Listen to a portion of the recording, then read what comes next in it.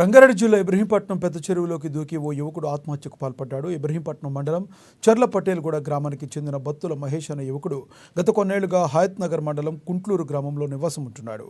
అదిబట్ల సమీపంలోని ఓ ప్రైవేటు కంపెనీలో పనిచేస్తున్నాడు. 2 రోజుల క్రితం బయటకు వెళ్లిన మహేష్ ఇంటికి రాకపోవడంతో కుటుంబ సభ్యులు శుక్రవారం హయత్ నగర్ పోలీస్ స్టేషన్లో ఫిర్యాదు చేశారు. ఇవాళ ఉదయం ద్విచక్ర వాహనంపై ఇబ్రహీంపట్నం పెద్ద చెరువు వద్దకు వచ్చిన మహేష్ చెరువులో దూకి ఆత్మహత్య చేసుకున్నాడు.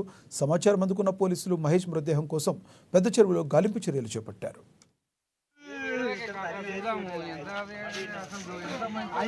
ఎంగేజ్మెంట్ అయ్యేది 21 ఉండే పోయినాము.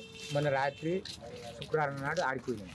మళ్ళీ ఆడికి వెళ్ళి మధ్యాహ్నం పొద్దుగాల నిన్న టైంకి మాట్లాడిండు. నా పెద్ద కొడుకు దింపిండు ఆడ ఇంటికాడ 7 అని నా కొడుకు ఫోన్ చేసిండు.